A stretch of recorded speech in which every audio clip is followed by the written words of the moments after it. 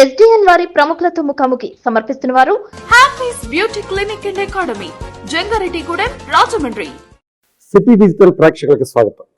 మీ అందరి కోసం అనేక రంగాల్లో ఉన్నటువంటి ప్రముఖుల్ని మీ ముందుకు తీసుకొచ్చి వారితో పరిచయాలు చేయడంతో పాటు అనేక విషయాలను మీ ముందుంచే ప్రయత్నం చేస్తుంది జంగారెడ్డిగూడెం సిటీ డిజిటల్.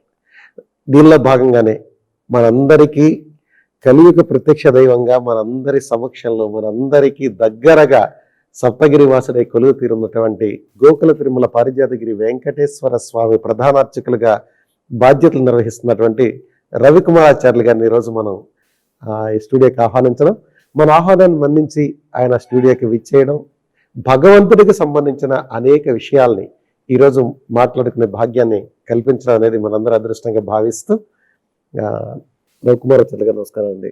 చాలా సంతోషం ఈరోజు ఆహ్వానాన్ని మన్నించి విచ్చేశారు.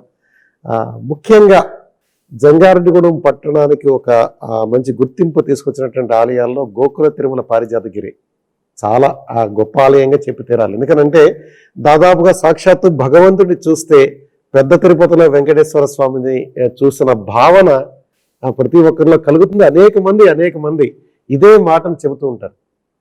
ఆ స్వామిని అలా ఉంచడంలో కానీ, స్వామికి ఆ కైంకర్యాలు చేయడంలో కానీ నిత్యం మీరు అందించేటువంటి సేవలు చాలా విశేషంగా ఉంటాయి. అసలు ఈ స్వామితో మీకు ఈ అనుబంధం ఎలా ఏర్పడిందంటారు? అసలు జై శ్రీనారాయణ. వెంకటాద్రి సమం స్థానం బ్రహ్మాండే నాస్తి కించన, వెంకటేశ శమోదేవో నభూతో నభవిష్యతి. మనకి కలౌ వెంకటనాయక అని శృతి. కలియుగంలో వెంకటేశ్వరుని మించిన దైవం లేదుట.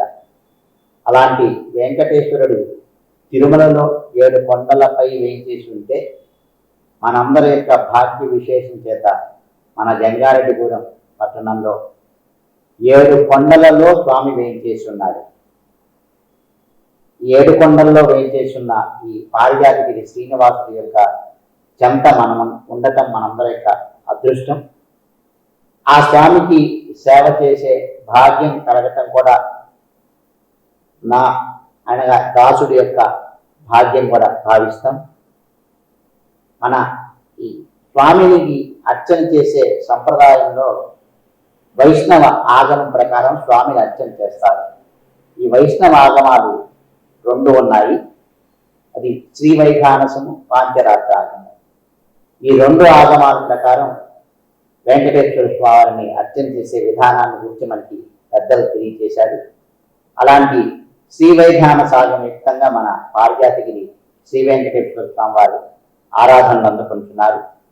ఇలాంటి శ్రీ వెంకటేశ్వర స్వామి వారి యొక్క సేవ చేసే భాగ్యం ఒక స్వామి చెంత ఉండి ఉదయం సుప్రభాతం నుంచి రాత్రి స్వామివారికి జరిగే ఏకాంత సేవ వరకు కూడా జరిగే సేవలు జరిగే భాగ్యం నాకు కలిగినందుకు చాలా నేను ఎప్పటికీ కూడా ఆ స్వామికి సదా ఆయన యొక్క అనుగ్రహం పొందడానికి ఎప్పుడు కూడా ప్రయత్నం చేస్తుంటాను. అదే అనుకున్నాను సార్, మీకు ఈ అవకాశం భగవంతుడు ఏ విధంగా ఇచ్చాడు అని అంటున్నాను.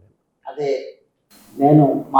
ఇప్పుడు నేను ఇక్కడ మన జంగారెడ్డిగూడెం పట్టణంలో స్వామివారి యొక్క సేవ చేస్తూ 2004వ సంవత్సరం నుంచి ఇక్కడ స్వామివారి యొక్క కైంకర్యాలు చేస్తూ ఉన్నాను. దాదాపు 20 సంవత్సరాలు అయిపోయింది. అవునండి. ఓకే.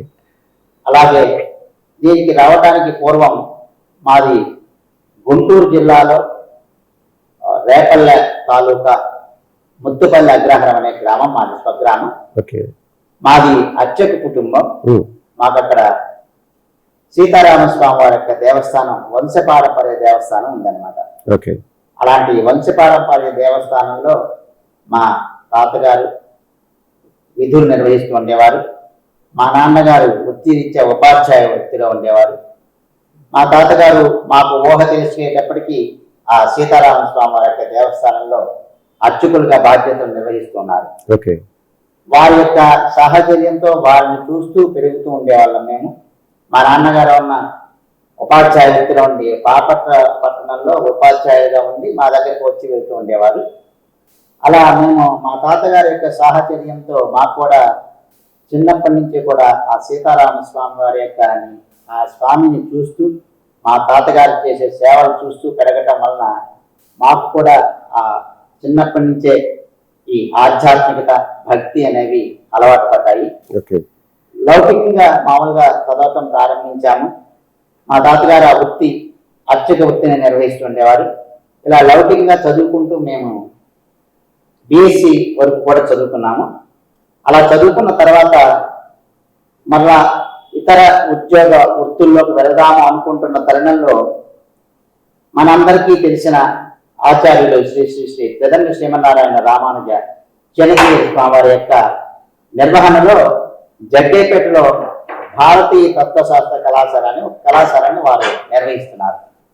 ఆ కళాశాలలో ఆధ్యాత్మికంగా ఆసక్తి కలిగి భక్తులకు అందరికీ కూడా భక్తి తత్వాన్ని, అలాగే సంప్రదాయాన్ని, సనాతన ధర్మాన్ని కూడా అందరికీ కూడా తెలియచేయడానికి ఒక డిగ్రీ చదివిన కొంతమంది విద్యార్థుల్ని ఒక తత్వశాస్త్ర కళాశాల స్థాపించి దానిలో ఒక 2 సంవత్సరాల పాటు రామాయణం, భారతము, అలాగే దివ్య ప్రబంధము, అలాగే ఉపనిషత్తులు ఇత్యాది విషయాల్లో ఒక 2 సంవత్సరాల పాటు ఆధ్యాత్మిక శిక్షణ ఇచ్చి తర్వాత ఈ శిక్షణ 2 సంవత్సరాల్లో నేర్చుకున్న ఈ విషయాన్ని గురించి 10 మందికి కూడా వివిధ ప్రాంతాల్లో పర్యటిస్తూ వారందరికీ కూడా తెలియచేయటం అనేది ఆ కళాశాలలో చేరిన కళాశాల స్థాపించడానికి తగిన ఉద్దేశం. శిక్షణ ఎక్కడ ఇచ్చారంటారు మీకు? అలాంటి శిక్షణ కృష్ణా జిల్లా జగ్గేపేటలో జీఎస్వామి వారికి ఒక ఆధ్యాత్మిక పాఠశాల ఉండేది. అక్కడ పాంచరాత్ర ఆగమము ఒకవైపు, వేదము ఒకవైపు, తత్వశాస్త్రము అనే 3 రకాల విభాగాలు కూడా అక్కడ నిర్వహిస్తుండేవారు. ఇలాంటి తత్వశాస్త్ర విభాగ శిక్షణలో మేము చేరడం జరిగింది. అది 95వ సంవత్సరంలో చేరడం జరిగింది. అలా 2 సంవత్సరాల పాటు స్వామివారి యొక్క శిక్షణలో ఉండి 2 సంవత్సరాల తర్వాత శిక్షణ పొందిన తర్వాత ఒక 3 సంవత్సరాల పాటు ఇక్కడ నేర్చుకున్న విషయాలన్నింటినీ కూడా వివిధ ప్రాంతాల్లో ప్రచారం చేస్తుండేవారు. వారికి శ్రీ విష్ణు సహస్రనామ స్తోత్రం నేర్పటము, అలాగే ప్రాతస్మరణీయము, విష్ణు సహస్రనామ స్తోత్రము, అలాగే దివ్య ప్రబంధమైన తిరుప్పావై గురించి విశేషమైన ప్రవచనాలు చెప్పటం, ఇలాంటివి చేస్తూ ఉన్నాం. అలా మాకు స్వామివారితో ఒక 2 సంవత్సరాల పాటు శిక్షణ మరియు 3 సంవత్సరాల పాటు వారి సంస్థ తరఫున ప్రచార కార్యక్రమం కూడా నిర్వహించడం జరిగింది. ఆ సందర్భంలోనే మాకు ఒక చక్కటి విశేషమైన భాగ్యం కూడా ఒకటి కలిగింది. యతులకి చాతుర్మాస దీక్ష అని చేస్తూ ఉంటారు. ఆ చాతుర్మాస దీక్ష 96వ సంవత్సరంలో చిన్నజీవి స్వామి వారు బదరికాశ్రమంలో చేయడం జరిగింది. మా యొక్క అదృష్ట విశేషం చేత అదే సమయంలో మేము కూడా స్వామివారితో కలిసి ఆ చాతుర్మాస దీక్ష జరిగిన 2 నెలల పాటు కూడా మేము బద్రీనాథ్లో స్వామివారితో కలిసి ఉండే భాగ్యం లభించింది. అలా స్వామివారి ద్వారా అప్పుడు వారి ప్రత్యక్ష పర్యవేక్షణలోనే దివ్య ప్రబంధమైన తిరుప్పావైలో ఉండే విశేషార్థాల గురించి కూడా ప్రత్యక్షంగా స్వామివారి మాకు నేర్పించారన్నమాట. అలా స్వామివారికి శిక్షణ పొంది ప్రచార కార్యక్రమం కూడా నిర్వహించిన తర్వాత మళ్ళా మా గ్రామానికి వచ్చి మొత్తుపల్లి గ్రామంలో మేము సీతారామస్వామి వారి యొక్క అర్చకులుగా ఇక్కడ బాధ్యతలు నిర్వహిస్తున్నాం. అంటే చిన్నజీయర్ స్వామి వారి దగ్గర ప్రధాన శిష్యులుగా చాలా కాలం ఉన్నారు. చిన్నజీయర్ స్వామి వారి దగ్గర ప్రధాన శిష్యులు అనేమే కాదు, వారి శిష్యులను అనే అనుకుంటాం. అంటే వారితో సాన్నిహిత్యంగా ఒక 2 నెలలు బదరీ నారాయణ ధామంలో ఉండడం అని అంటే సామాన్య విషయం కాదు అది. అంతేకాదు, అలా ఆ విధంగా స్వామివారి దగ్గర తత్వశాస్త్రం ప్రవచన కార్యక్రమాలు స్వామివారి దగ్గర నేర్చుకోవడం జరిగింది. మన జీఎస్ స్వామి వారు నిర్వహించే పాఠశాలలో ఆగమం పాంచరాత్ర ఆగమం. మేము శ్రీ వైఖానస నిమిత్తంగా మా ఆలయంలో అర్చన జరుగుతుంటాయి. మేము కూడా వైఖానస ఆగమ సంప్రదాయానికి చెందిన వారు. అలా ఈ ఆగమాన్న ఉన్న మా ఇంటి దగ్గర శ్రీమాన్ బృందావనం రామకృష్ణమాచార్య స్వామి వారని వారు అనేకమైన యజ్ఞ యాగాదులు వీటిల్లో కూడా నిర్వహించడంలో వారు ప్రతిష్ఠులు. బాపట్ల దగ్గర ఉన్న కర్రపాలన ఉండేవారు. వారు మాకు బంధువులు కూడా. వారి దగ్గర వైఖాన సాగమాన్ని మేము నేర్చుకోవడం జరిగింది. ఈ స్వామివారి యొక్క తత్వశాస్త్ర శిక్షణకి వెళ్ళటానికి ముందే 1 సంవత్సరం పాటు వారి దగ్గర మేము ఆగమంలో స్వామివారి యొక్క నిత్యార్చన, అలాగే కళ్యాణోత్సవం, బ్రహ్మోత్సవం వరకు కూడా వారి శిక్షణ చేసుకోవడం జరిగింది. ఆ విధంగా మాకు 2 రకాలుగా కూడా, అంటే ఆగమం ప్రకారం స్వామివారిని అర్చన చేసే విధానం మరియు భగవంతుని గురించి భక్తులకి ప్రచారం చేసే విభాగము, రెండిట్లో కూడా పరిచయం. వాటిలో కూడా రెండిట్లో కూడా ప్రవేశం జరిగింది. ఓకే. అది ఒక భాగ్యం కూడా. ఎందుకంటే కొంతమంది అత్తగా ఆగమాన్ని చేర్చి ఆగమాన్ని నేర్చుకుని ఆలయంలో అర్చన చేస్తుంటారు. కొంతమంది ప్రవచనాల్లో శిక్షణ పొంది ఆ విభాగంలో ముందుకు వెళ్తుంటారు. కానీ మాకు ఒక అదృష్ట విశేషం చేత స్వామివారి ద్వారా ఉన్న శిక్షణ పొంది ప్రచారం సంప్రదాయాన్ని పరిరక్షణ చేసే భాగంలో పాల్గొనడము, అదేవిధంగా స్వామివారికి అర్చన చేసే భాగంలో ఉన్న వైఖాన సాగం నేర్చుకుంటం ద్వారా జరిగింది. అలా మేము శ్రీ వైఖాన సాగం యుక్తంగా ఆరాధనలు అందుకుంటున్న ముత్తుపల్లి సీతారామ స్వామి వారి యొక్క దేవస్థానంలో మేము విధులు నిర్వహిస్తున్నాము. సుమారుగా 2002వ సంవత్సరంలో స్వామివారి దగ్గర 2002వ సంవత్సరంలో మేము అలా విధులు నిర్వహిస్తుండగా 2004వ సంవత్సరంలో మాకు స్వామివారి దగ్గర నుంచి ఒక పిలుపు వచ్చిందనమాట.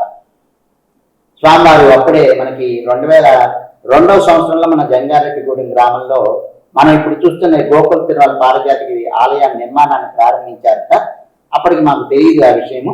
2004వ సంవత్సరంలో స్వామివారు ప్రతిష్ఠకి రావడంతో మాకు ఈ ఆలయం గురించి జంగారెడ్డిగూడెం గురించి కూడా అప్పుడు మాకు పరిచయం ఏర్పడింది. అప్పుడు చిన్నజీవి స్వామివారు మాకు ఇలా ఒక వారి ద్వారా పక్కనుండే వారి ద్వారా ఫోన్ చేయించి మాతో మాట్లాడారన్నమాట. ఈ విధంగా మేము జంగారెడ్డిగూడెంలో గోకుల తిరుమల పారిజాతగిరి అనే ఒక శ్రీ వెంకటేశ్వర స్వామివారి యొక్క దేవస్థానాన్ని ప్రతిష్ఠ చేయడం జరిగింది. ఆలయంలో విధులు నిర్వహించడానికి రావాల్సి ఉంటుందని చెప్పి మనకి స్వామివారి ఫోన్ చేయడం జరిగింది.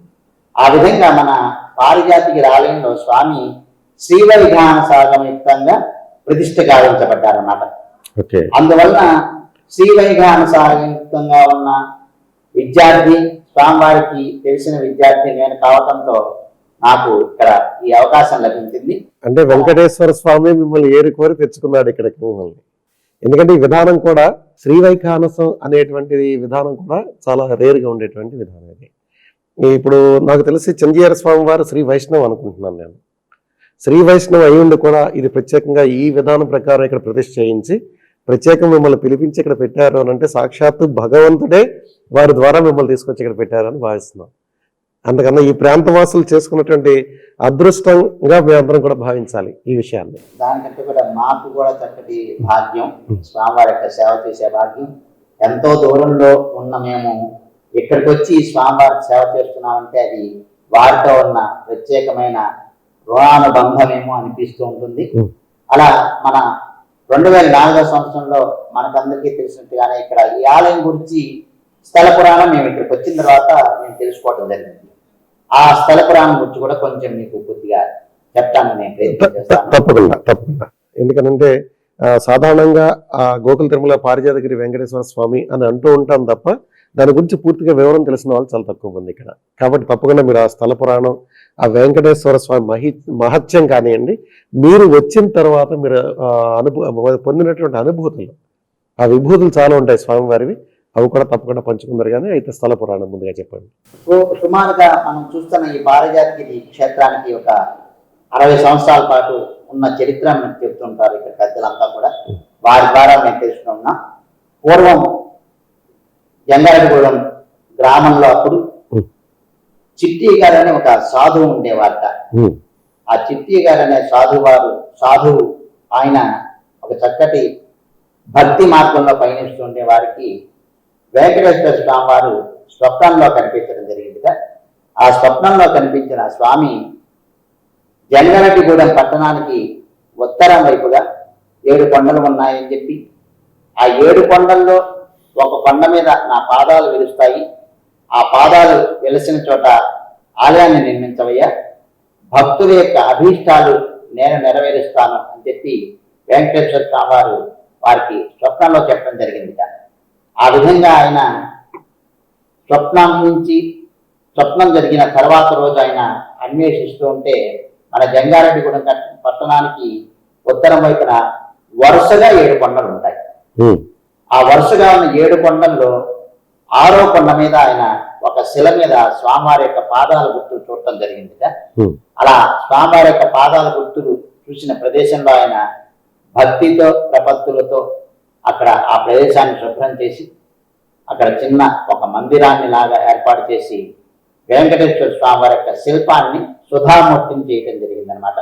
సుధామూర్తి అంటే మనం ఏదైనా ఒక ద్రవ్యంతో ఒక విగ్రహాన్ని మలచటం అన్నమాట. అంటే ఓకే. సుమారుగా మనకి సిమెంట్తో కానీ లేదా ఇతరమైన ద్రవ్యాలతో కానీ ఒక మూర్తిగా తయారు చేయటం. అలా ఒక సుధామూర్తి అయిన వెంకటేశ్వర స్వామి వారిని ఆ మందిరంలో ఉంచి ఆయన పూజలు చేస్తూ ఉన్నారట. ఆయన పూజలు చేయటం ప్రారంభించినాక ఆయనను చూసి చాలా మంది భక్తులు అక్కడికి రావటం, వారు స్వామివారిని మొక్కటం జరిగింది. అలా వారు మొక్కిన మొక్కులన్నీ కూడా తీరుస్తున్నాయి, వారి కోరికలన్నీ కూడా తీరుతున్నాయి అన్నమాట. స్వామివారికి మొక్కుని ఇలా మాకు ఇలా జరగాలి స్వామి అంటుంటే వారి యొక్క కోరికలు తీరటంతో ఈ ప్రదేశం క్రమేణా ప్రాచుర్యంలోకి వచ్చిందని చెప్పి చెబుతూ ఉంటారు. అలా క్రమేణా ప్రాచుర్యంలోకి వచ్చిన తర్వాత సుమారు ఒక 30-40 సంవత్సరాల పాటు ఆ విధంగా పూజలు జరిగినాయి. అలా పూజలు జరిగిన తర్వాత మన ఇక్కడ జంగారెడ్డిగూడెం పట్టణంలో ఉన్న భక్తులు అంతా కూడా ఒక కమిటీగా ఏర్పడి వారి యొక్క కమిటీకి మన శ్రీమాన్ పేర్చెల్ల జగపతిరాజు గారు వారు ఆ కమిటీకి ఒక అధ్యక్షుడిగా ఉండి గ్రామస్తులు భక్తుల యొక్క సహకారంతో శ్రీమాన్ కాకాని శ్రీహర్రావు గారు సెక్రటరీగా ఉండి వీరిద్దరు కూడా ముఖ్యంగా ఉంది ఈ ఆలయాన్ని బాగా ఎలా చేస్తే బాగుంటుంది, ఏ విధంగా ఈ ఆలయాన్ని వృద్ధిలోకి తీసుకొస్తే బాగుంటుంది, ఒక చక్కటి ఆలయం నిర్మిస్తే ఎలా బాగుంటుంది అని చెప్పి వారు 10 మంది సహాయంతో గ్రామంలో ఉన్న మరికొంతమంది భక్తుల సహకారంతో ఇక్కడ ఒక ఆలయం ఉంటే బాగుంటుందని చెప్పి సంకల్పించి ఆ 2002వ సంవత్సరంలో ఆలయ నిర్మాణాన్ని ప్రారంభించారు. దానికి జంగారెడ్డిగూడెం గ్రామస్తులే కాక ఇతర చోట్ల వాళ్ళు కూడా భక్తులు కూడా కొంతమంది వీరికి తెలిసిన వారు ప్రతిస్పందించి వారికి సహకారం అందించడం జరిగింది. అలా సహకారం అందించిన తర్వాత 2002వ సంవత్సరంలో ఈ ఆలయం శంకుస్థాపన జరిగి 2004 నాటికి పూర్తయింది అనమాట. 2004వ సంవత్సరంలో వైశాఖ మాసంలో బహుళ పక్షంలో రేవతి నక్షత్రం నాడు స్వామివారిని ప్రతిష్ఠ చేయడం జరిగింది. అప్పుడే ఆ ప్రతిష్ఠ కార్యక్రమానికి చిన్నజీవి స్వామివారిని ఆహ్వానించారు అన్నమాట. ఇది ప్రతిష్ఠ చేసుకున్నప్పటికీ ఇది స్వయంభూవే, స్వామివారు పాదాలు వెలిసాయి కాబట్టి ఇది స్వయంభూగానే మనం భావించాలి ఈ ఆలయాన్ని. కాబట్టి దానికి అంత విశేషమైనటువంటి శక్తి ప్రాచుర్యం భక్తుల యొక్క ఇది. మీరు ఇక్కడికి వచ్చిన తర్వాత మీకు ఒక విధానం అనేది మీరు చెప్పారు, ఇప్పుడు శ్రీ వైఖాన సాగమ విధానం ప్రకారం చేస్తున్నాము అని. స్వామివారికి ఏ ప్రత్యేక కార్యక్రమాలు చేస్తూ ఉంటారు ఇక్కడ? అదే విధంగా మీకు ఇందాక నేను ఈ స్థల పురాణంలో ఇంకొక విశేషం కూడా మీకు చెప్పవలసింది. ఈ ఆలయాన్ని మనం గోకుల తిరుమల పారిజాతగిరి అంటున్నాం కదా, ఆ పేరు కూడా రావడానికి కారణం ఏంటంటే ఈ స్వామివారి యొక్క పాదాలు వెలిసిన ఈ కొండ వెలిసిన ఈ ప్రదేశం చుట్టూతా కూడా పాడి పంటలు సమృద్ధిగా లభించేవి. అందుకని ఈ ప్రాంతాన్ని గోకులం అని, అంతేకాదు ఈ స్వామివారి యొక్క పాదాలు వెలిసిన కొండ ఏదైతే ఉందో ఆ కొండ మీద స్వామివారి యొక్క పాదాలు వెలిసిన ప్రదేశంలోనూ ఆ కొండ అంతటా కూడా ఆ చిట్టి గారు పారిజాత చెట్లు వాటంతటా అవే స్వతసిద్ధంగా పెరగటం కూడా ఆయన గమనించారు. అందుకని దీన్ని పారిజాతగిరి అన్నారు. పాడి పంటలు సమృద్ధిగా ఉండటం వలన ఉన్న గోకులమని, పారిజాత చెట్లు స్వయంగా వాటంతటవే పెరుగుతూ ఉండటం చేత దీన్ని పారిజాతగిరి అని, వెంకటేశ్వరుడు వెలిసిన క్షేత్రం కాబట్టి తిరుమలని, ఈ విధంగా ఈ క్షేత్రానికి గోకుల తిరుమల పారిజాతగిరి అని ఒక పేరుని పెట్టడం జరిగింది, ప్రాచుర్యంలోకి రావడం జరిగింది. ఆ విధంగా గోకుల తిరుమల పారిజాతగిరిలో కలవు వెంకట నాయక అన్నట్టుగా తిరుమలలో ఉన్న వెంకటేశ్వరుని అందరూ చేరి ఆయన యొక్క సేవలు చేసే భాగ్యం అందరికీ కూడా అక్కడ లభించట. అందుకని స్వామి మనందరి కోసం మనల్ని అనుగ్రహించడం కోసం అన్నట్టుగా ఇక్కడ స్వామివారి యొక్క పాదాన్ని వెలిసేటట్టుగా చేసి ఆ స్వామి శ్రీ శ్రీ శ్రీ త్రిదండి శ్రీమన్నారాయణ రామాయణ చిన్నజీవి స్వామివారి యొక్క కార్యక్రమం ద్వారా ఇక్కడ ప్రతిష్ఠ గావించబడి మనందరి చేత కూడా ఈనాడు ఆరాధనను అందుకుంటూ ఈ విధంగా ప్రసిద్ధి చెందాడు. ఇలాంటి ఆలయంలో ఈ విధంగా మేము స్వామివారితో మాకు స్వామివారితో ఉన్న అనుబంధం వల్ల అక్కడి నుంచి వచ్చి మేము ఇక్కడ స్వామివారి యొక్క సేవలు చేసే భాగ్యం మాకు కలిగింది. స్వామివారి యొక్క ఈ ఆలయం యొక్క అభివృద్ధి ఎలా జరిగింది అంటే మనం అభివృద్ధి చెప్పుకునే ముందు అసలు స్వామివారి కైంకర్యాల సేవల గురించి ఒకసారి చెప్పండి సార్. స్వామివారికి కైంకర్యాలు మనకి ఇక్కడ శ్రీ వైఖాన సాగమ వ్యాప్తంగా జరుగుతాయి. తిరుమల తిరుపతిలో మనకి, అలాగే ద్వారకా తిరుమలలో వేదాద్రి ఇత్యాది క్షేత్రాల్లో మనకి అంతర్వేది ఇలాంటి క్షేత్రాల్లో మనకి అర్చన చేసే విధానం శ్రీవైఖాన స్వామి. అదేవిధంగా మన ఆలయంలో కూడా శ్రీవైఖాన సాగమితంగా ఆరాధనలు జరుగుతాయి. స్వామివారికి ఒక్కొక్క అక్కడ ఉన్న మనకి జరుగుతున్న అవకాశాన్ని బట్టి తిరుమలలో స్వామికి వారికి ఉన్న ఆ అవకాశాన్ని వాటిని బట్టి షట్కాల అర్చన చేస్తారు. అంటే 6 సార్లు స్వామికి అర్చనలు, 6 సార్లు నివేదనలు చేయడం జరుగుతుంది. మనకి ఉన్న సౌలభ్యాన్ని బట్టి మనం త్రికాలార్చన చేస్తూ ఉంటాం స్వామికి. ప్రాతకాలంలో, మధ్యాహ్న కాలంలో, సాయంకాలంలో. అర్చన అంటే మనకి స్వామికి మనం ఆయనకి ఉపచారాలు సమర్పించటం. అంటే మనకి ఇంటికి ఒక అతిథి వస్తే, ఇష్టమైన అతిథి వస్తే ఆయనకి మనం ఇంటికి వచ్చిన అతిథికి అనేకమైన సేవలు చేస్తూ ఉంటాం. అంటే వారికి కొన్ని మనం సౌకర్యాలు ఏర్పాటు చేస్తుంటాం. వచ్చిన అతిథిని చక్కగా ఆయన్ని ఆహ్వానిస్తాం. ముందు ఆహ్వానించిన అతిథిని కూర్చోమని చెబుతాము. ఆయన్ని స్నానానికి ఏర్పాటు చేస్తాం, చక్కటి భోజనం ఏర్పాటు చేస్తాం, మంచి వస్త్రాలు ఇస్తాం ఆయనకి. ఇవన్నీ మనం మామూలుగా మనకి లౌకికంగా మనకి ఇంటికి వచ్చిన అతిథికి చేసే మర్యాద. కానీ ఈయన అలాంటి కృష్ణం వందే జగద్గురు అన్నట్టుగా జగత్ అంతటికీ కూడా అధిపతి అయిన శ్రీమన్నారాయణుడు. అలాంటి స్వామిని మనం ఒక ఆలయంలో ఒక అర్చామూర్తిగా ఏర్పాటు చేసుకున్నాం. కాబట్టి ఆ స్వామికి కూడా మనం అనేకమైన ఉపచారాలు చేస్తాం. వీటిని అందుకనే మనకి అన్నమాచారం అన్నట్టుగా షోడశ కళానిధికి షోడశోపచారములు అన్నట్టుగా స్వామికి షోడశోపచారాలతో అర్చన ప్రారంభిస్తాం. ముందుగా స్వామికి సుప్రభాతంతో మేల్కొలుపుతాం. నిత్యం సుప్రభాత సేవ ఉంటుంది. సుప్రభాత సేవ మనకి ఆదివారం నుంచి శుక్రవారం వరకు కూడా మనం మంత్రపూర్వకంగా స్వామిని మేము ఏకాంతంగా మేల్కొల్పి మేము సేవలు చేస్తుంటాం. అంటే మనకున్న ప్రస్తుతం ఉన్న సిబ్బంది సౌకర్యాన్ని బట్టి మనం ఆ విధంగా చేస్తున్నాము. ఇది ఏ సమయానికి ప్రారంభమవుతుందండి? శనివారం రోజు కూడా మనకి ఉదయం 6 గంటలకు స్వామివారి ప్రాతకాలార్చన ప్రారంభమవుతుంది. స్వామివారిని మేల్కొల్పిన అనంతరం స్వామికి అర్చన చేస్తాము. ప్రాతకాలార్చన ప్రారంభిస్తాం. ఆ ప్రాతకాలార్చన సమయంలోనే స్వామికి ముందుగా ఆయన ఆవాహన తర్వాత మనము స్వామికి ఆసనం తర్వాత పాద్యము, అర్ఘ్యం, ఆచమనం, తర్వాత స్వామికి స్నానము, తర్వాత ప్రోత వస్త్రము, స్వామికి తర్వాత వస్త్రము, తర్వాత యజ్ఞోపవీతం, ఊర్ధపుండ ధారణ, అదేవిధంగా యజ్ఞోపవీత ధారణ, అలాగే స్వామికి ఆభరణ సమర్పణ, చందన సమర్పణ, చివరికి స్వామికి అష్టోత్తర నామార్చన, అవకాశం ఉన్నప్పుడు సహస్రనామార్చన, ఇలా స్వామికి ప్రాతకాలార్చనలో ఈ విధంగా మనం చేయడం జరుగుతుంది. ఉదయం 6 గంటలకి స్వామి యొక్క అర్చన ప్రారంభించి 7:30 గంటలకి మనకి స్వామివారి యొక్క ఆరాధన కార్యక్రమాలన్నీ కూడా పూర్తవుతాయి. ఈ సుప్రభాత సేవా కార్యక్రమం భక్తులు చూడడానికి అనుమతిస్తారా? మీరు ఆంతరంగంగా చేస్తూ ఉంటారా? శనివారం ఒక్కరోజు మాత్రం భక్తులకి సుప్రభాత సేవలో పాల్గొనే అవకాశం ప్రస్తుతం మన ఆలయంలో జరుగుతుంది. మిగతా రోజుల్లో మనం ఏకాంతంగా స్వామికి మేల్కొలిపి మొట్టమొదటిగా స్వామిని చేసుకునే దర్శనాన్ని విశ్వరూప దర్శనం అంటారు. 6 గంటల సమయంలో వచ్చిన వాళ్ళు ఎవరైనా ఉన్నట్లయితే ఆ సమయంలో వారికి కూడా 6 గంటల నుంచి 6 గంటల 10 నిమిషాల లోపు మనకి విశ్వరూప దర్శనంలో అంటే స్వామిని మేల్కొల్పిన తర్వాత జరిగే ఆ దర్శనం చేసుకోవడానికి మనకి సౌకర్యం ఉంది. 6 గంటల 15 నిమిషాల నుంచి మనం స్వామి యొక్క కైంకర్యాలన్నీ ప్రారంభిస్తాం అన్నమాట. స్వామికి తీర్థం తీసుకురావడం బిందుతో, దాన్ని బిందు తీర్థం తీసుకువచ్చి స్వామికి తర్వాత అర్చన చేయడం.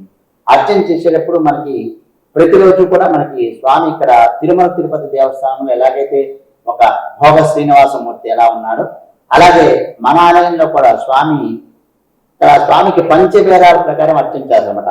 ధ్రువమూర్తి అని, కౌతుకమూర్తి అని, ఉత్సవమూర్తి అని, స్థపనమూర్తి అని, బలిబేరమని, శయనమూర్తి అని, ఇలా కొన్ని చోట్ల పంచబేరాలు, కొన్ని చోట్ల షడ్బేరాలు ఉంటాయి.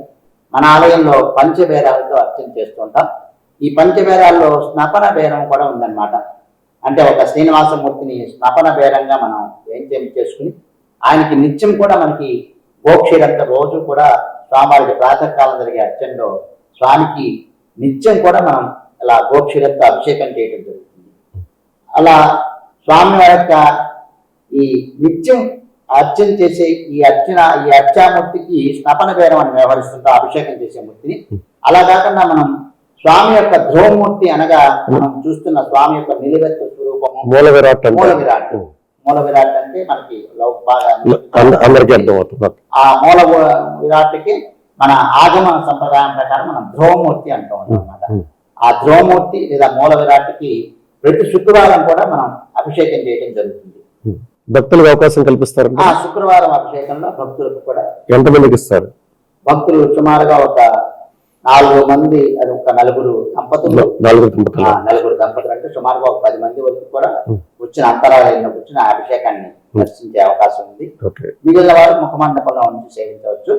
అంటే ఇక్కడ గర్భాలయము, అంతరాలయము, ముఖమండపం అని 3 విభాగాలు ఉన్నాయి మన ఆలయంలో. ఆ గర్భాలయంలోకి కేవలం అర్చక స్వాముల వరకు మాత్రమే ప్రవేశం ఉంటుంది. అంటే మనం కొన్ని ఆలయాలు చూస్తుంటాం, అక్కడ ఉన్న ఆ పరిస్థితిని బట్టి స్వయంభూగా వెలిసిన కొన్ని క్షేత్రాల్లో వారికి గర్భాలయంలో కూడా ప్రవేశం చేసే అవకాశం ఉంటుంది. ఉదాహరణకు మన మధ్య ఆంజనేయ స్వామి గుడి కొన్ని ఆలయాలు చూస్తుంటాం.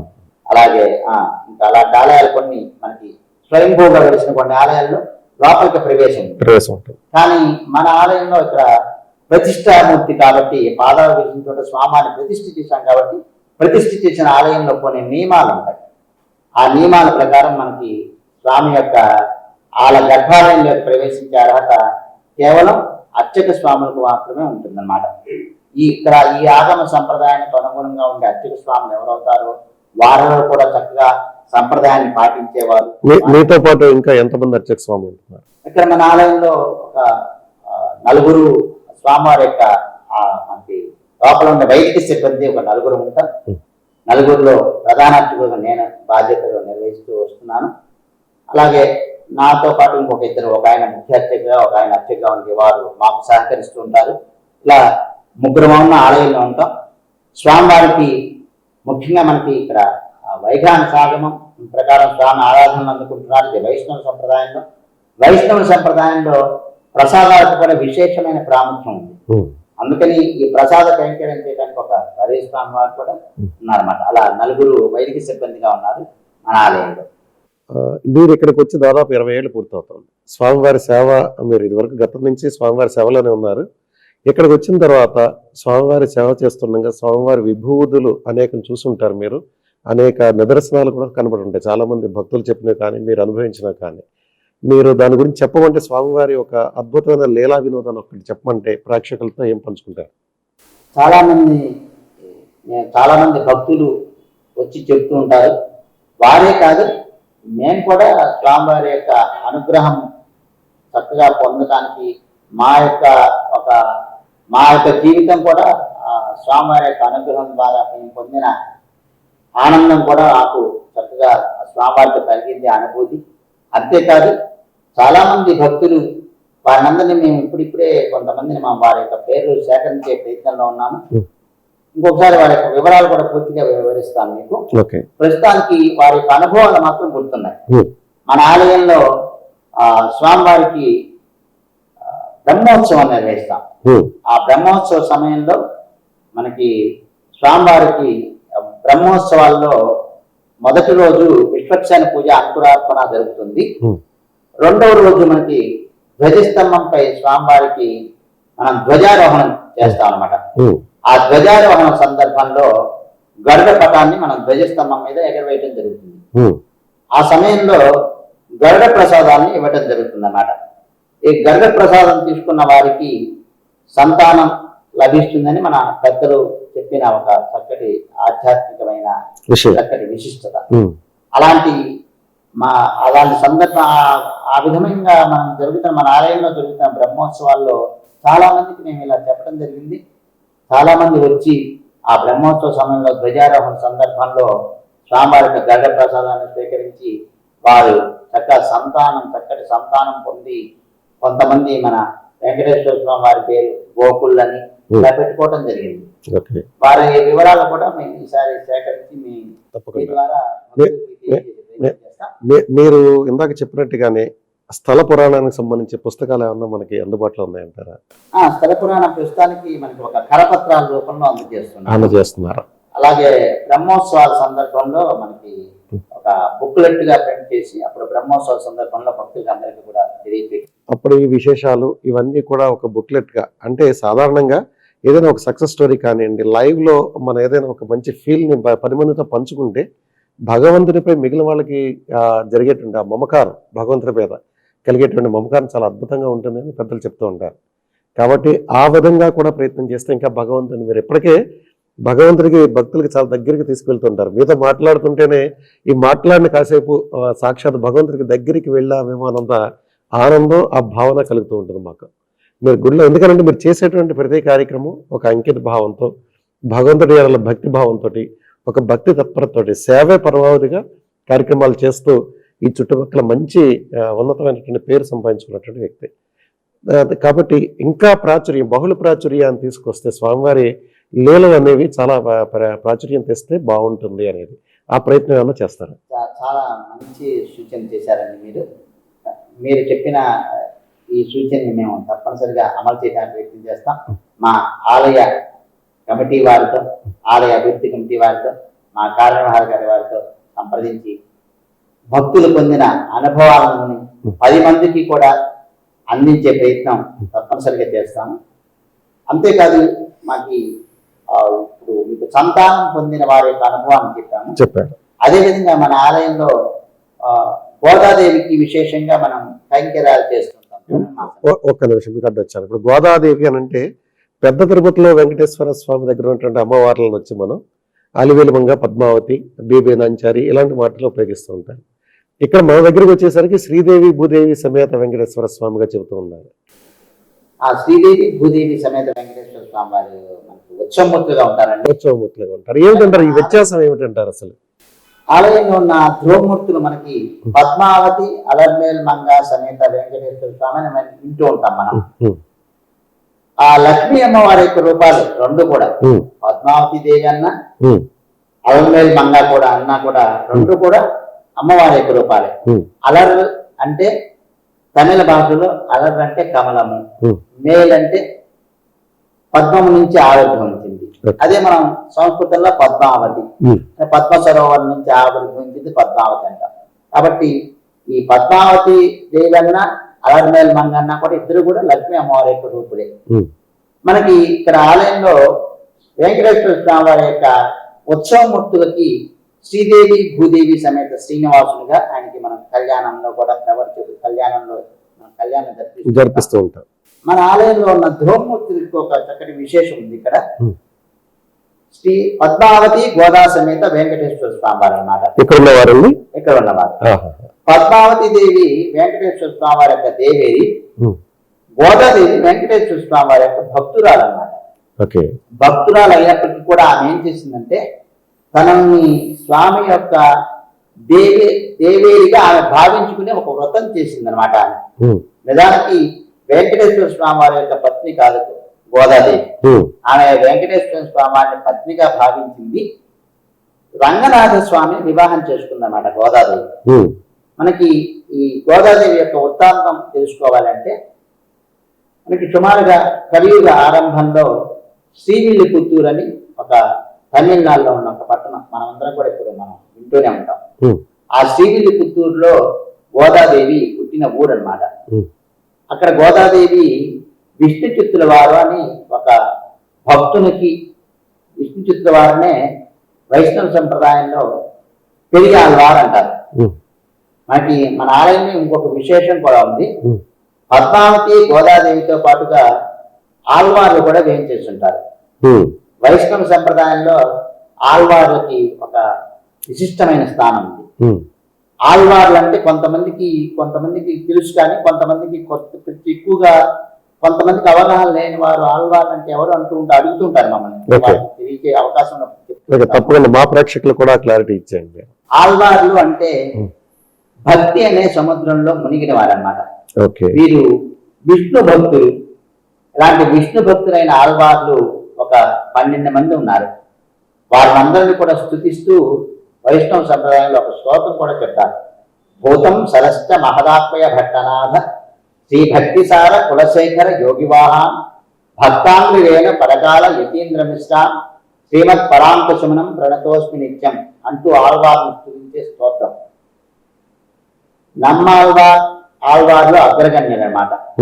ఓదత్తాళ్వార్, పొయ్గేయాళ్వార్, పేయాళ్వార్ అని ముగ్గురు వీళ్ళని మొదలాళ్వార్లు అంటారు. తర్వాత నమ్మాళ్వార్, అదేవిధంగా తిరుమంగయ్యాళ్వార్ మరియు కులశేఖరాళ్వార్, అలాగే భక్తిసారులు, తిరుప్పానాళ్వార్ మరియు తొండరడిపొడి ఆళ్వార్, పెరియాళ్వార్ మరియు గోదాదేవి మధురకవి ఆళ్వార్. వీరందరూ కలిసి 12 మంది ఉంటారన్నమాట. ఈ 12 మందిలో 11 మంది పురుషులు అయితే ఆళ్వారు గోదాదేవిని కూడా చేర్చి 12వ ఆళ్వారుగా పన్నిద్దరు ఆళ్వారు అని వ్యవహరిస్తుంటారు అన్నమాట. ఈ పన్నిద్దరు ఆళ్వారులో వీరందరూ కూడా వైష్ణవ సంప్రదాయాన్ని ప్రాచుర్యాన్ని కల్పించారన్నమాట. ముఖ్యంగా ఈ ఆళ్వారు అంతా కూడా ద్రవిడ ప్రాంతంలో, ద్రవిడ దేశంలో ఆవిర్భవించారు. వారి యొక్క అనుభవాన్ని అంతటినీ కూడా ఒక చక్కటి పాటల రూపంలో అందించారు మనకి. ఆ పాటలనే తమిళంలో పాసురాలు అని వ్యవహరిస్తుంటారు. ఈ పాసురాలని ఈ 12 ఆళ్వార్లు కలిపి 4000 పాసురాలని కీర్తించారన్నమాట. ఈ 4000 పాసురాలని కీర్తించిన ఈ ప్రబంధాన్ని నాలాయిర ప్రబంధము అని వ్యవహరిస్తుంటారు. ఈ నాలాయిర ప్రబంధంలో మిగిలిన ఆళ్వార్లు అందరూ కలిసి 3000 పాసురాలు చెప్తే ఒక నమ్మాళ్వారు అనే ఆయనే ఒక గొప్ప గ్రంథాన్ని తిరువాయుమొழிని ఆయన ఒక్కరే 1000 పాసురాలు చెప్పారన్నమాట.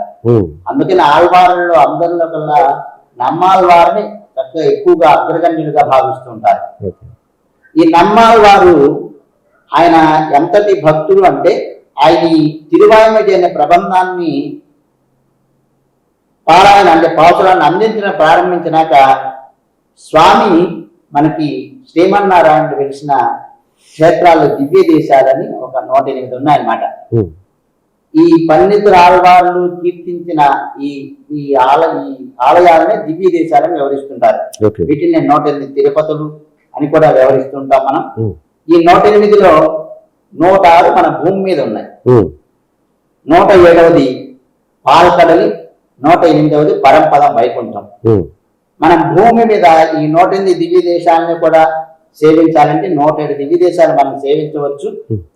107, 108 చూడాలి అంటే అది ముక్తులకు కానీ, అలాగే సారూప్యము, సాహిత్యం ఇలాంటి మోక్షం కలిగిన వారికి అలాంటి ఆ క్షేత్రాన్ని సేవించే బాధ్యత కలుగుతుంది. ఇలాంటి ఈ 108 దివ్య దేశాల మూర్తులు కూడా వచ్చి ఈ నమ్మాళ్వారు ఆయన ప్రబంధాన్ని చెప్తూ ఉంటే మా గురించి చెప్పవయా అని ఈయన చెప్పే ఆ విధానాన్ని చూసి ఆయన స్తోత్రం చేసే దానికి పొంగిపోయి వారందరూ కూడా పోటీపడ్డారట. అలాంటి 108 దివ్య దేశాలను కూడా కీర్తించిన ఆళ్వారు నమ్మాళ్వారు అని చెప్పుకున్నాం. మనం 12 ఆళ్వారు అని చెప్పుకున్నాం కదా.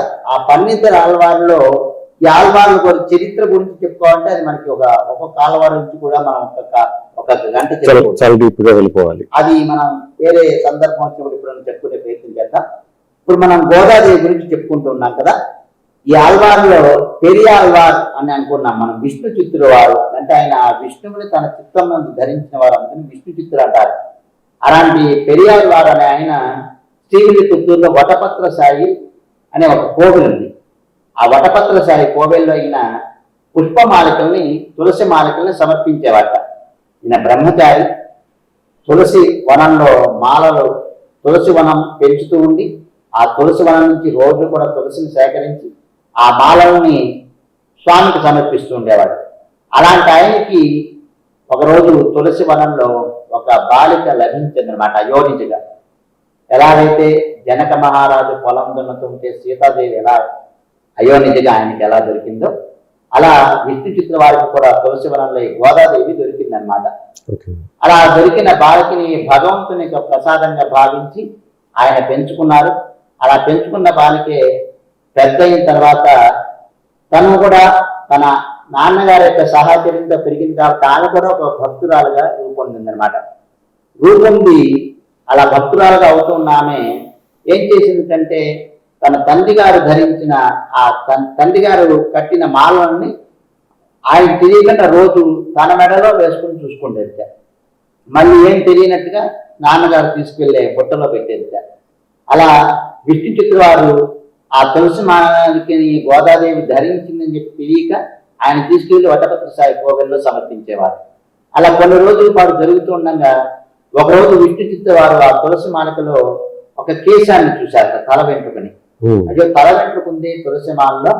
తల వెంట్రుకలు ఏవైనా గోర్లు కానీ తల వెంట్రుకలు కానీ ఇవి మాలిన్యంగా చెప్తారు మనకి. అలాంటి మనం భగవంతునికి సమర్పించకూడదు ఆ మాలిన్యంతో కొన్ని వాటిని. అందుకని ఆ రోజు ఆ తులసి మాలికలో అలా శిరోజం వచ్చింది కాబట్టి దాన్ని పక్కన పెట్టేశారు ఆయన. ఆయన ఏ రోజైతే ఈ మాలని తీసుకువెళ్ళకుండా ఉన్నారో ఆ రోజు రాత్రి వటపత్ర సాయి మన విష్ణు చిత్త వారికి కళ్ళలో కనిపించి, ఏ విష్ణు చిత్త ఏంటయ్యా ఈరోజు నాకు తులసి మాలకని సమర్పించలేదు అంటే, ఆయన ఇలా తల వెంట్రుక ఉన్నదయ్యా అందుకని సమర్పించలేకపోయానంటే, అలా కాదయ్యా ఆ మాలికలో ఉన్న తల వెంట్రుక నువ్వు పెంచుకుంటున్న ఆ పాపదే. ఆ పాప ధరించిన మాలకిని నీకు తెలియకుండా రోజు నువ్వు నాకు సమర్పిస్తూ ఉన్నావు. నీవు అంతకుముందు సమర్పించిన మాలికల కంటే కూడా నువ్వు పెంచుకుంటున్న ఆ బాలిక విడిచిన మాలలే నాకు బాగా ఇష్టం అని చెప్పారట. అందుకని గోదాదేవికి ఆముక్త మాల్యద అని కూడా ఒక పేరు. అంటే తాను ధరించి విడిచిన మాలికని భగవంతునికి సమర్పించింది అని. ఇలా ఈ ఆముక్త మాల్యద పేరుతో శ్రీకృష్ణదేవరాయల వారు ఒక గొప్ప గ్రంథాన్ని రాయడం జరిగింది. ఈ ఆముక్త మాల్యద అనే పదాన్నే తమిళంలో సూర్య కుడుత్త నాట్యాలు అంటారు. ఆ విధంగా గోదాదేవి స్వామికి మాలలు సమర్పిస్తూ ఉండి తర్వాత తాను భగవంతుణ్ణి తప్ప ఇతర మానవ మాత్రులను ఎవరిని వివాహం చేసుకోవాలని చెప్పింది. విష్ణు చిత్తుల వారు వివాహ ప్రయత్నాలు చేస్తూ ఉంటే, నేను ఇలా మానవ మాత్రులను ఎవరిని చేసుకోను నాన్నగారు, నేను భగవంతుణ్ణి వివాహం చేసుకుంటాను అంటే, భగవంతుని వివాహం చేసుకోవాలి అంటే ఆయన మనం ఇప్పుడు కలియుగంలో ఉన్నామమ్మా. ఏ కృతత్రేత ద్వాపర యుగాల్లో కనుక ఉన్నట్టయితే భగవంతుడు మనకు అందుబాటులో ఉండేవాడేమో. భగవంతుణ్ణి మనం అర్చావతార స్వరూపంగా మనం అర్చన చేస్తూ ఉంటాం. మనం భగవంతుని విగ్రహ రూపంలో ఎందుకు అర్చన చేస్తున్నామో అని మనకి సందేహం పడవచ్చు. మన ఆలయంలో కూడా స్వామి ఒక విగ్రహ రూపంలో కనిపిస్తున్నాం కదా. కలియుగంలో మనకి భగవంతుని యొక్క అనుగ్రహం పొందాలి అంటే సులభమైన మార్గం ఏమిటంటే అర్చావతార స్వరూపమైన స్వామిని సేవించడమే. ఎందుకంటే స్వామి యొక్క స్వరూపాలు మనకి శాస్త్రంలో ఆగమం ప్రకారం పర, వ్యూహ, విభవ, అంతర్యామి, అర్చ అని 5 రూపాలు చెప్తారు. ఈ 5 రూపాల్లో ఉన్న భగవంతుణ్ణి మనం మనం ఆ యొక్క అనుగ్రహం పొందాలి అనుకుంటే మిగతా 4 స్వరూపాలు మనకు అందుబాటులో ఉన్నమాట. ఎందుకంటే పరము అంటే స్వామి ఉన్న మొట్టమొదటి స్వరూపం, అది వైకుంఠం. వైకుంఠంలో ఉన్న స్వామిని సేవించాలి అంటే అది కేవలం స్వామితో పాటు ఉన్న నిత్యులు, వెట్పక్షేనుడు, గరుడు, అనంతుడు ఇలాంటి వారికి, మరియు ముక్తులు అంటే మోక్షం వచ్చిన జీవులు, వారికి మాత్రమే వైకుంఠంలో ప్రవేశం ఉంటుంది. వారికి మాత్రమే స్వామి యొక్క సేవ చేసే భాగ్యం ఉంటుంది. సరే, స్వామి యొక్క 2వ స్వరూపం చూద్దామంటే అదేంటంటే పాలకడలి, దాంట్లో క్షీరసాగరం అంటూ ఉంటాం కదా. ఆ క్షీరసాగరంలో స్వామి యోగ నిద్రలో ఉంటారట. అలాంటి యోగ నిద్రలో ఉన్న క్షీరసాగరంలో ఉన్న స్వామి యొక్క అనుగ్రహం పొందుదామా అంటే అది కూడా మనకి మోక్షంలో ఒక దశలు చెప్తారు. సాలోక్యము, సామీప్యము, సాయుధ్యము అని.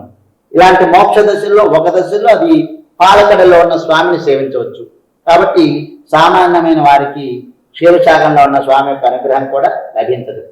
సరే, పరము, వ్యూహము అయింది. తర్వాత స్వామి యొక్క రూపం విభవము అంటే మనందరి కోసం ఆ వైకుంఠంలో ఉన్న స్వామి మన కోసం వస్తూ ఉంటాడు అన్నమాట. ఒక్కొక్క అవతారంలో మనకి స్వామి భగవద్గీతలో చెప్పినట్టుగా పరిత్రాణాయ సాధూనాం వినాశాయ చతుష్కృతాం ధర్మ సంస్థాపనార్థాయ సంభవామి యుగే యుగే అన్నట్టుగా దుష్టులను శిక్షించడం కోసం, సాధుజనుల్ని రక్షించడం కోసం స్వామి అవతరిస్తూ ఉంటాడు. హిరణ్యకశిపుణ్ణి సంహరించడం కోసం నృసింహస్వామిగా, రావణాసురుని సంహరించడం కోసం రాముడిగా, కంసుని సంహరించడం కోసం కృష్ణుడిగా ఎలా వచ్చాడో అలా స్వామి వస్తూ ఉంటాడు విభవావతారంలో మన దగ్గరికి.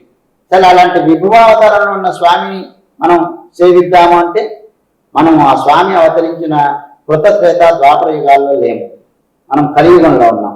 కాబట్టి విభవావతారంలో ఉన్న స్వామిని కూడా మనకి అందుబాటులో లేదు. మరి భగవంతుని యొక్క మరొక స్వరూపం అంతర్యామి అంటే యచ్చకించిత్ జగత్సర్వం దృశ్యతే శ్రూయతేపి వా అంతర్బహిష్య తత్సర్వం వ్యాప్య నారాయణ స్థిత అని వేదం చెప్పినట్టుగా, అలాగే ఇందుగల అన్ను లేడని సందేహము వలదు, ఎందెందు వెతికి చూచిన అందందే కలడు చక్రి అని చెప్పినట్టుగా అంతటా కూడా స్వామిని వ్యాపించుంటాడు. ఈశావాస్యం ఇదం సర్వం యత్కించ జగత్యాం జగత్తు అన్నట్టుగా అంతటా వ్యాపించున్న స్వామిని మనలో చూసుకుందాం, నీలో చూసుకుందాం, నాలో చూసుకుందాం, అంతటా చూసుకుందాం అంటే నాలో చూసుకుంటామనగానే నేను అనగానే మనకి మన దేహ సంబంధం అంతా గుర్తుకొచ్చేస్తుంది. మన కన్ను, మన ముక్కు, మన చెవు, మనం వేసుకున్న డ్రెస్సు, మనకున్న బాహ్య సంబంధాలు, మన సాంసారిక బంధాలు ఇవన్నీ గుర్తొస్తాయి. కాబట్టి మన లోపల ఉన్న పరమాత్మని చూడాలి అంటే అది యోగులకు కానీ అలా మునులకు కానీ అలాంటి వారికి సాధ్యమవుతుంది. కానీ ఈ ప్రాపంచిక సాంసారిక బంధంలో ఉన్న మనలాంటి వారికి అంతర్యామి స్వరూపం కూడా అందుబాటులో ఉండదు.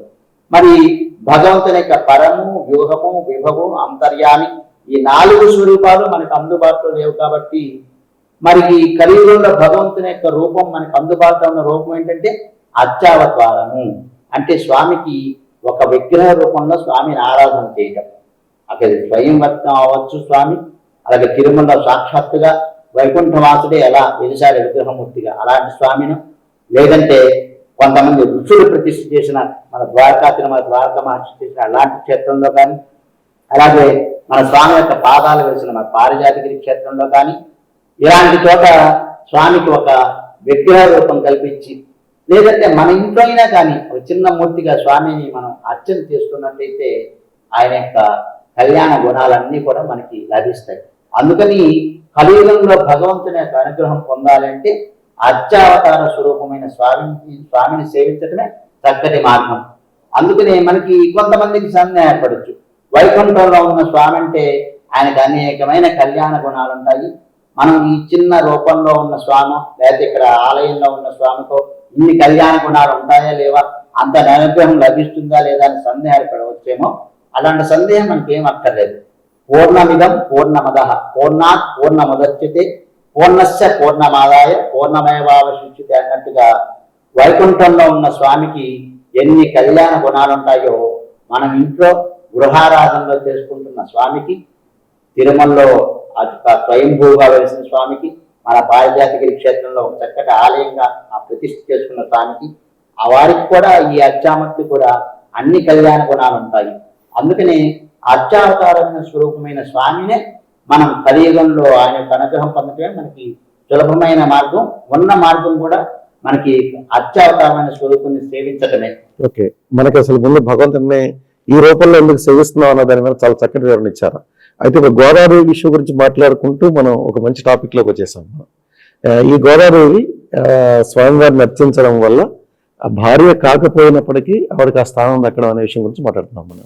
గోదాదేవి ఇలా వివాహం చేసుకోవాలని సంకల్పించినప్పుడు అర్చావతార స్వరూపంలోనే మనకి కలియుగంలో అందుబాటులో ఉంటాడు. కాబట్టి ఏ అర్చావతార స్వరూపమైన స్వామిని వివాహం చేసుకోవాలి అని చెప్పి ఆమెకు సందేహం ఏర్పడితే అందరి అర్చామూర్తుల్ని గురించి కూడా వివరించి చెప్పారు మన విష్ణు చిత్తుల వారు. అలా చెప్తే గోదాదేవికి శ్రీరంగంలో వేయించేసిన రంగనాథ స్వామి వారి యొక్క అర్చామూర్తిని ఆమె వరించింది. అలా వరించి ఆమె ఒక గొప్ప వ్రతాన్ని చేసింది అన్నమాట. ఆ వ్రతాన్నే ధనుర్మాస వ్రతము తిరుప్పావై అంటారు. తిరుప్పావై అంటే శ్రీ వ్రతం అన్నమాట. అలాంటి శ్రీ వ్రతం ఆచరించి గోదాదేవి తాను ఆ పొందిన ఆ భాగ్యం తర్వాత తరాల వారందరూ కూడా పొందాలి అంటే తాను పొందిన ఆ వ్రతాన్ని అంతటినీ కూడా ఒక 30 పాటల్లో మనకి కూర్చి పాటల మాలికగా కూర్చి మనకు అందించింది. ఆ పాటల మాలికే తిరుప్పావై.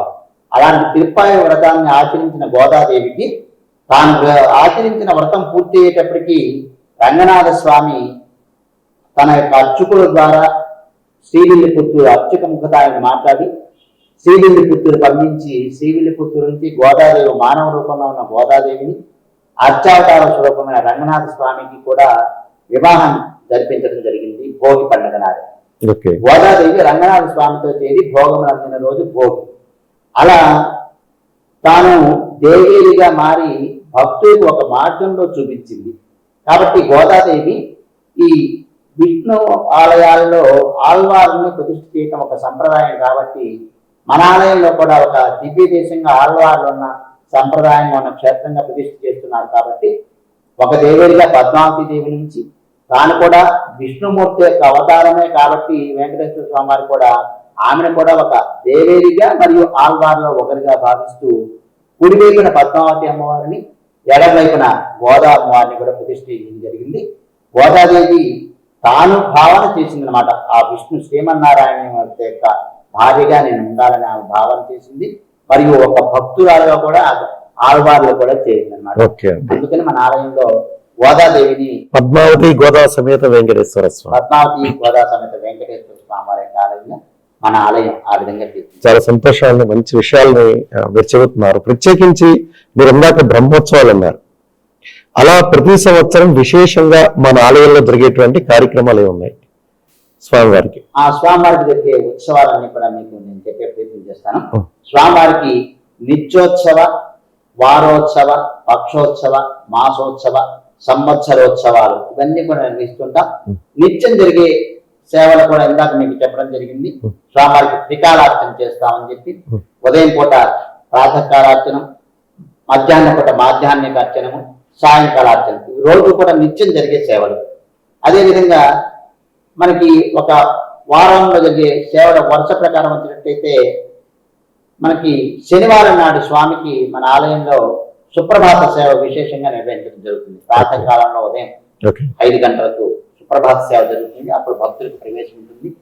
సుప్రభాత సేవ శనివారం జరిగే సేవ.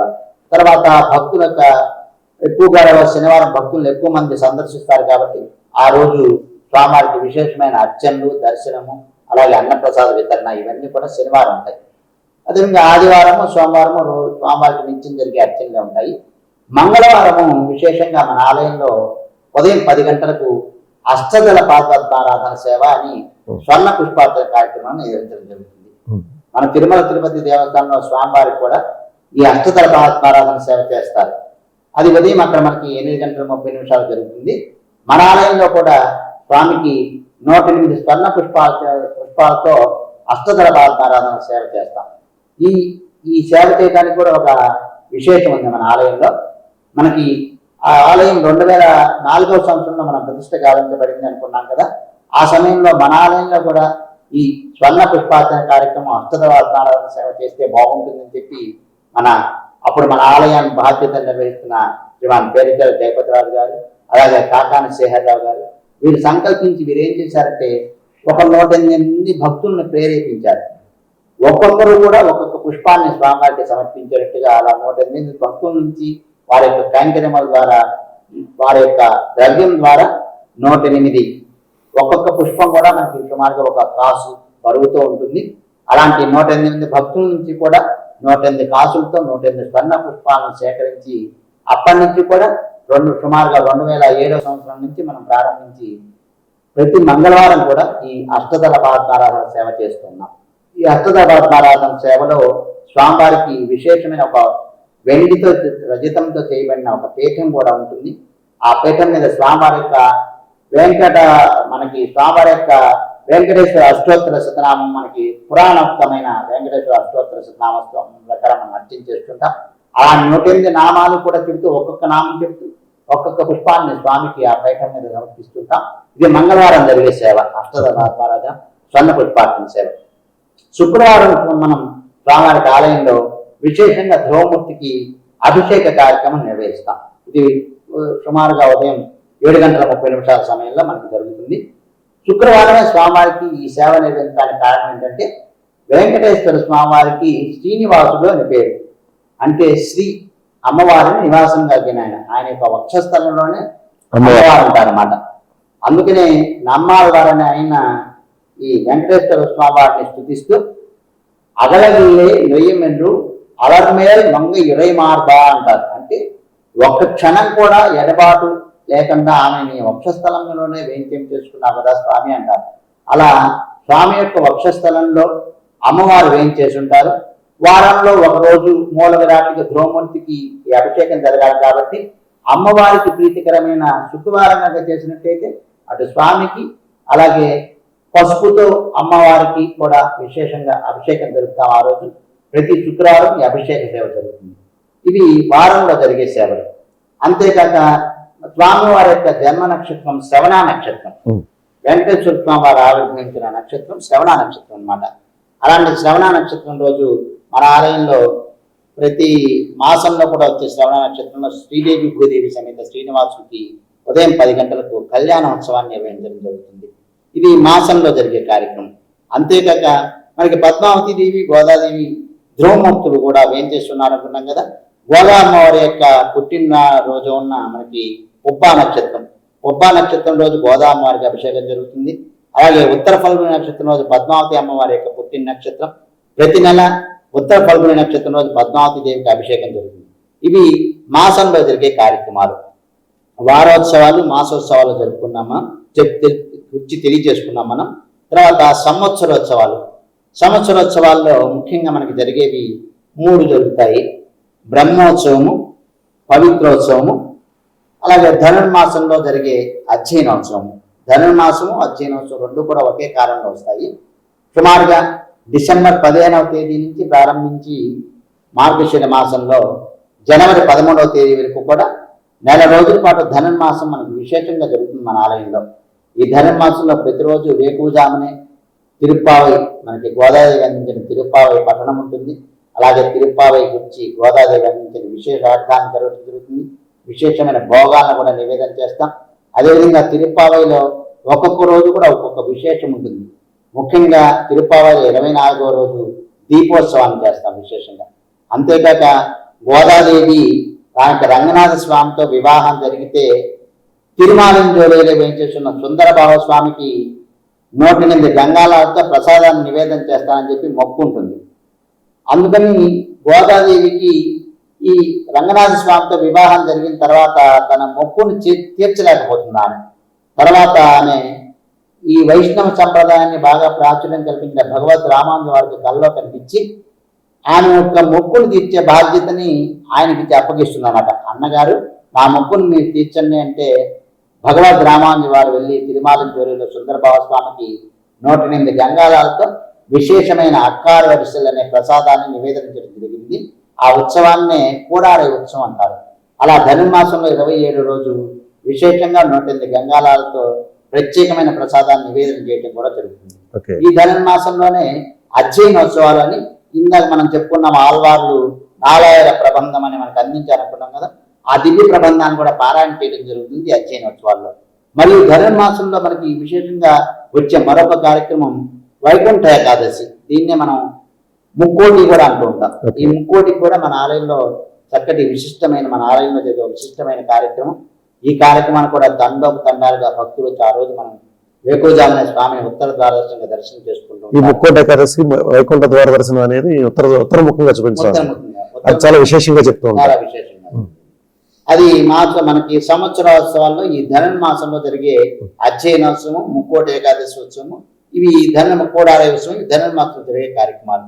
బ్రహ్మోత్సవాలు మనం ప్రతి ఏటా కూడా వైశాఖ మాసంలో బహుళ పక్షంలో నిర్వహించుకుంటాం. మనకి స్వామి ప్రతిష్ఠ చేసిన సంవత్సరం అన్నమాట. ప్రతిష్ఠ చేసిన నక్షత్రం ప్రకారం మనకి స్వామికి వైశాఖ మాసంలో బహుళ పక్షంలో రేవతి నక్షత్రం రోజు మన స్వామిని ప్రతిష్ఠ చేయడం జరిగింది ఇక్కడ. అందుకని దానికి అనుగుణంగా రేవతి నక్షత్రం నాడు చక్ర స్నానం జరిగేటట్టుగా సుమారుగా ఒక 7 రోజులు, అంటే సుమారుగా కాదు, ఒక 7 రోజుల పాటు బ్రహ్మోత్సవాలు జరుగుతాయి. మొదటి రోజు విశ్వక్సేన పూజతో ప్రారంభమైన ఉత్సవాలు చివర 7వ రోజు శ్రీ పుష్పయాగము, పౌలింపు సేవతో పూర్తవుతాయి అన్నమాట. ప్రతిరోజు కూడా ఈ బ్రహ్మోత్సవాల్లో ధ్వజారోహణంతో ప్రారంభించి రోజుకు ఒక వాహనం మీద స్వామివారికి ఊరేగింపు ఉంటుంది, కళ్యాణం ఉంటుంది. అదేవిధంగా మనకి బ్రహ్మోత్సవాల్లో ఒక రోజు. అంతేకాక స్వామి బ్రహ్మోత్సవాల్లో ఒక రోజు మన పట్టణంలో కూడా గ్రామోత్సవంగా గరుడ సేవను కూడా నిర్వహించడం జరుగుతుంది.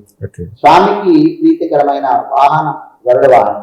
అలాంటి గరుడ వాహనాన్ని అధిరోహించి స్వామి మన జంగారెడ్డిగూడెం పట్టణంలో కూడా, గ్రామంలో, వీధుల్లో, ప్రతి చోట మన పట్టణంలో వాళ్ళందరినీ కూడా స్వామి తన కోసం సేవించడానికి రాలేని వాళ్ళు ఎవరన్నా ఉన్నట్టయితే వాళ్ళని అనుగ్రహించడం కోసం అన్నట్టుగా గ్రామోత్సవంలో స్వామి మన దగ్గరికి రావడం జరుగుతుంది. ఈ బ్రహ్మోత్సవాల్లో జరిగి ఒక గరుడ వాహన సేవ యొక్క విశేషం. ఇది బ్రహ్మోత్సవం. అలాగే అధ్యయనోత్సవం చెప్పుకున్నాం. మరొక సంవత్సరోత్సవాల్లో మరి ఒకటి పవిత్రోత్సవం. పవిత్రోత్సవం. ఈ పవిత్రోత్సవాలు అనేవి ఆలయంలో సంవత్సర కాలంలో మనకి తెలిసి కానీ తెలియక కానీ కొన్ని మంత్ర లోపాలు కానీ, క్రియాలోపం కానీ, ద్రవ్యలోపం కానీ, అలాగే ఎవరైనా అశౌచ పరిస్థితుల్లో మనకు తెలియకుండా ఏమన్నా రావటం కానీ ఇలాంటివి ఏమన్నా జరిగినట్లయితే వాటి యొక్క దోషాలు పోవటం కోసం ఒక 3 రోజుల పాటు విశేషంగా హోమాన్ని నిర్వహించి స్వామికి ఒక పట్టుతో తయారు చేయబడిన ప్రత్యేకమైన ఒక పవిత్రాలనే ఒక మాలికలను స్వామివారికి సమర్పించడం జరుగుతుంది. అది ఒక 3 రోజుల పాటు జరుగుతాయి. అవి మన ఆలయంలో ప్రత్యేక భాద్రపద మాసంలో నిర్వహిస్తాం అన్నమాట. ఈ విధంగా సంవత్సర ఉత్సవాల్లో మనకి అధ్యయనోత్సవాలు, బ్రహ్మోత్సవాలు, పవిత్రోత్సవాలు ప్రధానంగా సాగుతుంటాయి. చాలా విశేష కార్యక్రమాలు. దాదాపుగా ఒక వెంకటేశ్వర స్వామి ఆలయం, పెద్ద తిరుపతి వెంకటేశ్వర స్వామి ఆలయం మనందరికీ కూడా ఒక నమూనాగా చెప్తూ ఉంటాం. పెద్ద తిరుపతిలో ఎన్ని కార్యక్రమాలు చేస్తారో దాదాపుగా అన్ని కార్యక్రమాలు మనకు చేస్తున్నట్టుగానే భావించాలి మనం. అటువంటి కార్యక్రమాలన్నీ కూడా మనకు దగ్గరలో ఉన్నటువంటి గోకుల తిరుమల పారిజాతగిరిలో వెంకటేశ్వర స్వామి వారి సన్నిధిలో అత్యంత భక్తి ప్రపత్తులతోటి అర్చక స్వాములు నిర్వహిస్తున్నారు. ఇంకొక విశేషం ఏమిటంటే ఇక్కడ మనకి ఈ మధ్య కాలంలో గిరి ప్రదక్షిణ అనేది కూడా ఒకటి ఏర్పాటు చేశారని విన్నాం. ఎలా ఉంటుంది, ఎన్ని కిలోమీటర్లు ఉంటుంది, ఏ ఏ సందర్భాల్లో భక్తులు ఎప్పుడైనా చేసే అవకాశం ఉంటుందా, కొన్ని సందర్భాల్లో తెరుస్తారా, ఎలా అంటారు సార్? వెంకటాచలంలో స్వామి 7 కొండలపై వేయించేసి ఉంటే మన పారిజాతగిరిలో 7 కొండలను వేయించేసి ఉన్నాడు అని చెప్పుకున్నాం కదా. ఈ 7 కొండలని కూడా తిరిగే విధంగా స్వామికి గిరి ప్రదక్షిణ చేస్తే బాగుంటుందని చెప్పి మన ఆలయ అభివృద్ధి కమిటీ వారు సంకల్పించి ఆ విధంగా మన జంగాడిగూడెం పట్టణంలో పారిజాతగిరి కొండ చుట్టూ కూడా విశేషంగా మన భీమవరం పట్టణం పారిశ్రామికవేత్త శ్రీమాన్ గోకరాజు గంగరాజు గారి యొక్క ఆర్థిక సహకారంతో మన ఆలయం చుట్టూ కూడా సుమారు మన గార్డెన్ దగ్గర నుంచి ప్రారంభమయ్యి చుట్టూ కూడా కొండ చుట్టూ కూడా తిరిగి సుమారుగా 2.5 కిలోమీటర్లు ఉంటుంది. ఈ 2.5 కిలోమీటర్లు కూడా మనకి ప్రత్యేకంగా సిమెంట్తో వేయబడిన రహదారిని నిర్మించడం జరిగింది. అది ఇంకా పూర్తి కావచ్చింది. సుమారుగా మనకు శ్రావణ మాసంలో దాన్ని ప్రారంభిస్తున్నాము.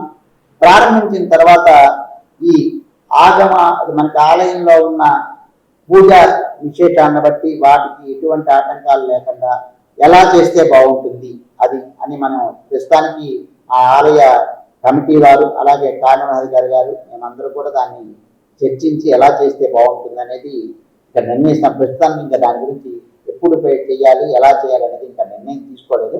ప్రస్తుతానికి మార్గాన్ని అయితే నిర్మించడం జరిగింది. ఆ 7 కొండల్ని కూడా తిరిగి రావటం అనేది స్వామి యొక్క చుట్టూతా తిరగటం అనేది ఒక చక్కటి భాగ్యం. అలాంటి కొండలు చుట్టూ కూడా ప్రదక్షిణ చేసే భాగ్యం, అలాంటి భాగ్యం మనకి కలిగింది. దాని గురించి కూడా వివరాలు ఎలా చేస్తే బాగుంటుంది అని ఇంకా మనం అలాగే ఆగమ విధానంగా కానీ అలాగే మనకి చేయవలసిన ఏర్పాట్లు కానీ ఇవన్నీ కూడా చర్చించి నిర్ణయం చేసుకోవడం జరిగింది. ఇంకా దాని గురించి ప్రస్తుతానికి అయితే నిర్ణయం ఇంకా తీసుకోవాలి. ఓకే, మీరు ఇక్కడికి వచ్చి 20 ఏళ్ళు పూర్తయింది. వెంకటేశ్వర స్వామితో మీకున్న అనుబంధంతో మీకు కలిగినటువంటి ఒక అనుభూతిని ఎలా అనుభూతి చెందుతున్నారు మీరు ఆ స్వామివారి సన్నిధిలో అనేది ప్రేక్షకులతో పంచుకోమంటే ఏం చెప్తారు? ఆ స్వామికి సేవ చేసే భాగ్యం కలగటం ఎంతో అదృష్టంగా భావిస్తున్నాను. ఆ స్వామి యొక్క సేవ ఉదయం దగ్గర నుంచి కూడా ఏకాంత సేవ వరకు కూడా చేస్తూ ఉంటే ఆయన్ని ఒక చిన్న పిల్లవాడికి మనం ఎలా సేవలు చేస్తామో అలాగే స్వామికి కూడా సేవలు చేయాలనిపిస్తూ ఉంటుంది.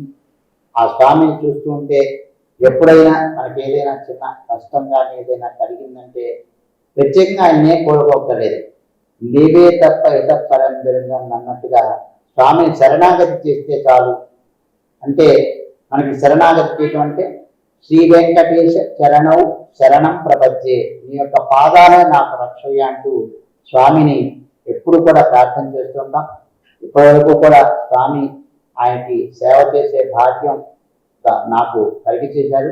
ఇప్పటివరకు కూడా స్వామిని చేసి సేవించిన తర్వాత ఎటువంటి కష్టాలు కానీ ఇవన్నీ కూడా ఏవి కూడా అక్కడికి రావడం జరగలేదు.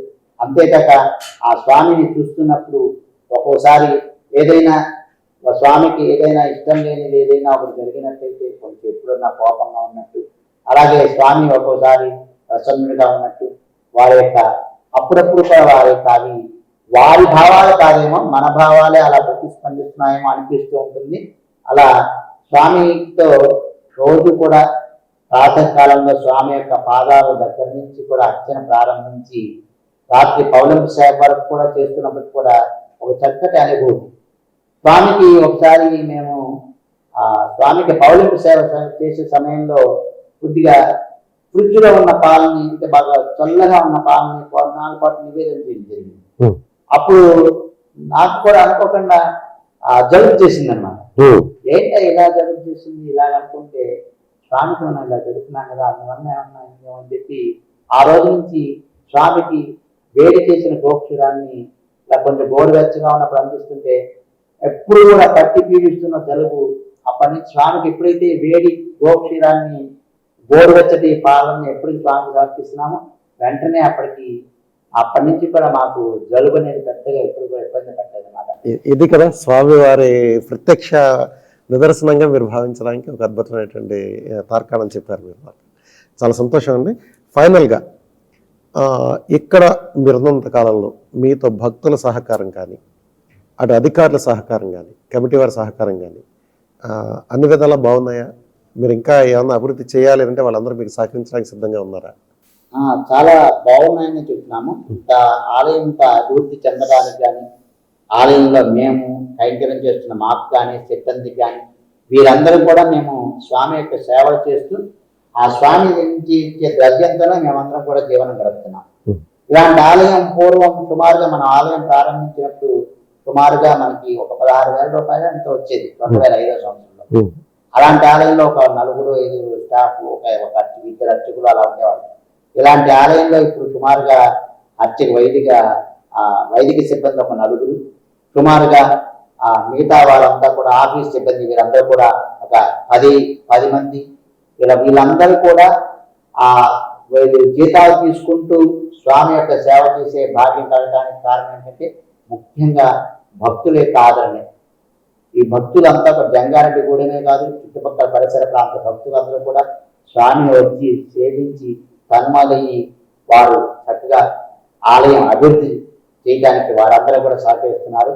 అలాంటి ఎంతో మంది భాగవతోత్తమ యొక్క కైంకర్యము వల్లనే వారి యొక్క ఆసక్తి వారి యొక్క స్వామి మీద వారి ఉన్న భక్తి ప్రపత్తుల ద్వారానే ఈ ఆలయం ఇంత అభివృద్ధి చెందిందని నేను భావిస్తున్నాను. అలాగే మా కమిటీ వారు కూడా భావిస్తున్నారు.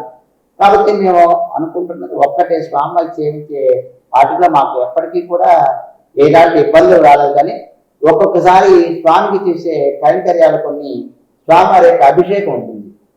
ఆ అభిషేకం చేసినప్పుడు మనకి స్వామి నిలువెత్తు మూర్తి. అలాంటి నిలువెత్తు మూర్తికి ఆభరణాలన్నీ కూడా సల్లింపు చేసి అలాగే స్వామికి అభిషేకం చేసి మరలా ఆభరణాలు అలంకరించి నిలువెత్తు స్వామికి మాయకలు సమర్పించడానికి కొంత సమయం తీసుకుంటుంది.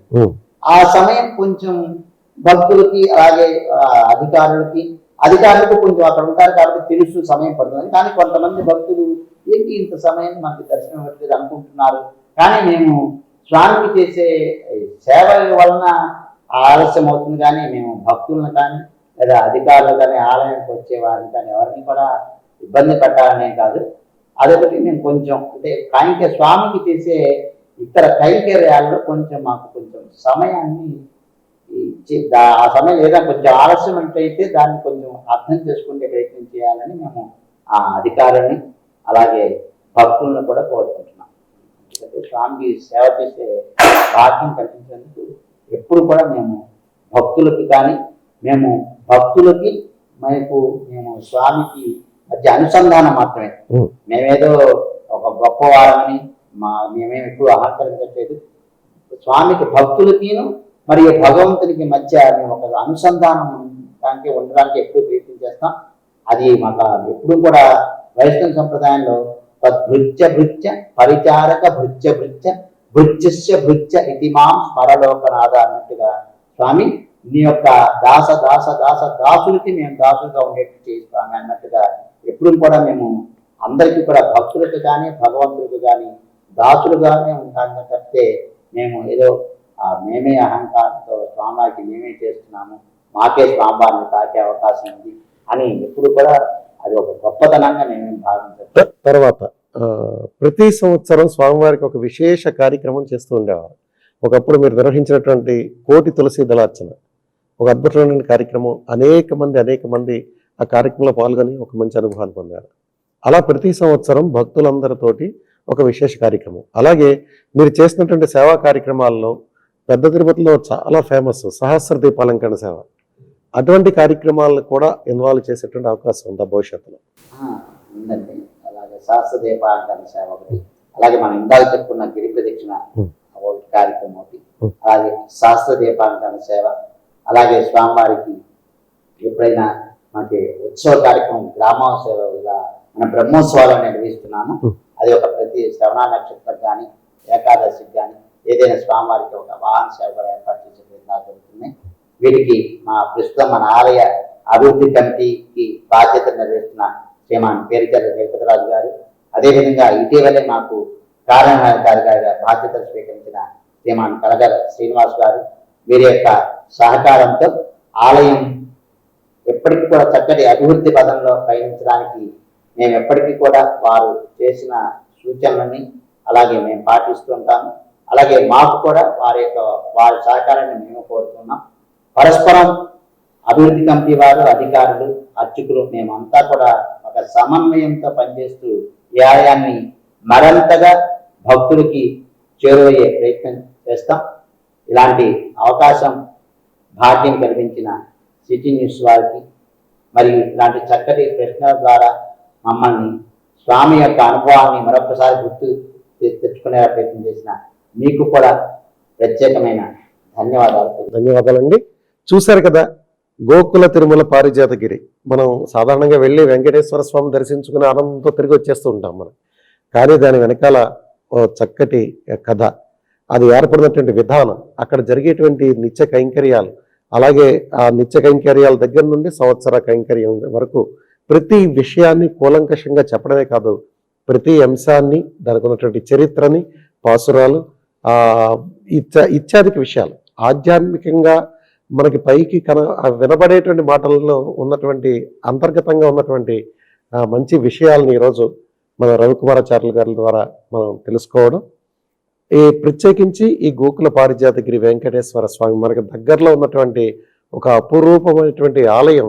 ఈ ఆలయాన్ని దర్శించడానికి మనకి చుట్టుపక్కల ప్రాంతాలే కాదు, చాలా దూర ప్రాంతాల నుంచి కూడా అనేక మంది భక్తులు విచ్చేస్తున్నారు. వచ్చిన ప్రతి ఒక్కరు కూడా ఒక మంచి భావనని వ్యక్తపరుస్తున్నారు అంటే దానికి ప్రధానంగా అక్కడ చేసేటువంటి అర్చక స్వాములదే ప్రధాన పాత్ర అని చెప్పుకోవాలి మనం. కాబట్టి అటువంటి మంచి పేరు ప్రతిష్టలను జంగారెడ్డిగూడెం పట్టణానికి తీసుకొచ్చినటువంటి వీరికి, వీరి అర్చక బృందం అందరికీ కూడా జంగారెడ్డిగూడెం డిజిటల్ నెట్వర్క్ తరఫున, సిటీ డిజిటల్ నెట్వర్క్ తరఫున ప్రత్యేక ధన్యవాదాలు తెలియజేస్తూ, భవిష్యత్తులో ఆ భగవంతుడి ఆశీస్సులు ఈ పట్టణంలో ఉండేటువంటి ప్రతి ఒక్కరికి ఉండాలి. వారు చేసేటువంటి ప్రతి రంగంలోనూ దినదిన ప్రవర్ధమానం చెందుతూ భగవంతుడి ఆశీస్సులతో మన ఆలయం కూడా విశ్వవ్యాప్తం ఎప్పటికీ అయింది, ఇంకా గొప్పగా పరిడి వెళ్ళి ఈ ప్రాంతానికి మరింత అభివృద్ధి సూచకగా ఉండాలని మనస్ఫూర్తిగా కోరుకుంటూ నమస్కారం.